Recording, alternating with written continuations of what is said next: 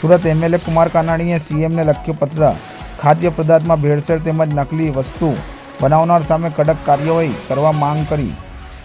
મુખ્યમંત્રીને લખેલા પત્રમાં કિશોર કાનાણીએ જણાવ્યું હતું કે ખાદ્ય પદાર્થ તેમજ ખોરાકમાં ભેળસેળ કરનાર સામે કડક કાયદાની જોગવાઈ બાબતે મેં તારીખ 25/5/2023ના રોજ પત્ર લખેલો હતો, પરંતુ આ બાબતે કોઈ કાર્યવાહી થઈ નથી। ભેળસેળ કરનાર લોકોને કાયદાનો કોઈ ડર જ નથી રહ્યો, કારણ કે કાયદો પાંગળો છે, જેના કારણે ભેળસેળ કરનાર બેફામ બની ગયા છે। હવે તો ભેળસેળથી પણ આગળ વધી આવા લોકો નકલી ખાદ્ય સામગ્રી બનાવી રહ્યા છે અને લોકોના જીવન સાથે રમત રમી રહ્યા છે, જે ખૂબ જ ગંભીર બાબત છે। આપણે ઘણા સમયથી જોઈએ છીએ કે ખાદ્ય પદાર્થો અને સામગ્રીની અંદર ખૂબ જ મોટા પ્રમાણમાં ભેળસેળ થઈ રહી છે। આરોગ્ય વિભાગ ફૂડ ડ્રગ્સવાળા સેમ્પલો લેવામાં પણ આવે છે, ઘણીવાર એ સેમ્પલો પણ ફેલ થાય છે। હવે તો ભેળસેળ તો ઠીક છે, પણ હવે સંપૂર્ણપણે નકલી બનાવટો।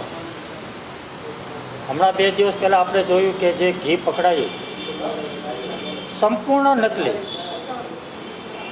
તો મને એવું લાગે છે કે ખાદ્ય પદાર્થોમાં ભેળસેળ કરી અને નકલી બનાવવું એ ખૂબ જ ગંભીર ગુનો છે અને માનવ જીવન સાથે છેડા થઈ રહ્યા છે, માણસની જિંદગી સાથે રમત રમાઈ રહી છે। આવી ગંભીર બાબતની અંદર ફૂડ એન્ડ ડ્રગ્સ વિભાગ, આરોગ્ય વિભાગને કડક કાયદો હોવો જોઈએ, આ મારી માગણી છે। આ પહેલાં પણ લગભગ 8 મહિના પહેલાં જે ચોમાસું સત્ર શરૂ થવાનું તે પહેલાં મેં રજૂઆત કરી હતી કે આવતા સત્રની અંદર આમાં કડક કાયદો બનવો જોઈએ, લોકોને કાયદાનો ડર ઊભો થવો જોઈએ અને મિલાવટવાળી વસ્તુ બંધ થવી જોઈએ, પરંતુ આજે આનું પ્રમાણ વધતું જાય છે। આજે સરકાર કેન્સર જેવા રોગો જે ખેત પેદાશોની અંદર દવાઓનો છંટકાવ થાય છે, એનો ઉપયોગ થાય છે, એ બંધ થાય એના માટે પ્રાકૃતિક ખેતીની વાતો થઈ રહી છે। અનેક સંસ્થાઓ, ખુદ ગુજરાતના રાજ્યપાલ પણ આની અંદર રસ લઈને પ્રાકૃતિક ખેતી લઈને માનવ જીવન બચાવવાનો પ્રયાસ થાય છે, લોકોની જિંદગી બચાવવાનો પ્રયાસ થઈ રહ્યો છે, સ્વાસ્થ્ય સારું રહે એના પ્રયાસો થઈ રહ્યા છે।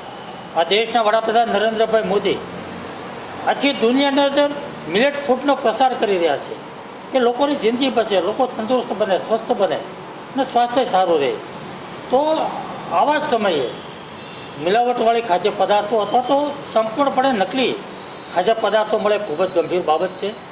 કોઈ અકસ્માત બને, કોઈ ઘટના બને અને એના જવાબદારને ઠેરવીને જો માનવવધની કલમો લાગતી હોય તો આ તો સીધો જ માનવ જીવન સાથે છેડા થઈ છે। તો આને કડક કાયદો બનવો જોઈએ, માનવવધ જેવો ગુનો લાગવો જોઈએ, એવી મારી માગણી છે।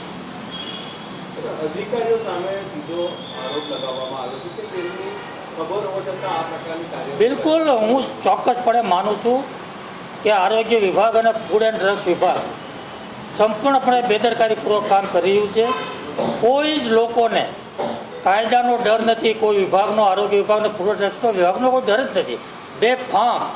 બેફામ મિલાવટ ચાલી રહી છે, નકલી વસ્તુઓ બનાવી રહ્યા છે અને લોકોને વેચી રહ્યા છે।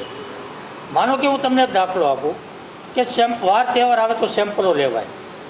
દશેરા આવ્યા છે તો ફાફડાઓના, જલેબીના સેમ્પલ લીધા, સેમ્પલનું પરિણામ ક્યારે આવે? 10 દિવસ 15 દિવસ પછી તો ફાફડાની જલેબી તો ખવાઈ ગયા હોય, લોકોએ ખરીદી લીધા, ખાઈ ગયા હોય। આનો કોઈ મતલબ નથી। સપાટા જગ્યાએ કોઈ ઠોસ કાર્યવાહી થાય અને કડકમાં કડક કાર્યવાહી થવા માટે કડક કાયદો જોઈએ।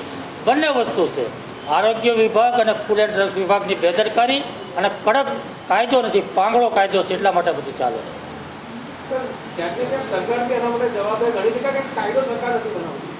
સરકાર કાયદો બનાવવા માટે જ મેં સરકારશ્રીને વિનંતી કરી છે કે વિધાનસભાનું સત્ર આવી રહ્યું છે અને મારી માગણી છે કે આ સત્રની અંદર કડક કાયદો બને।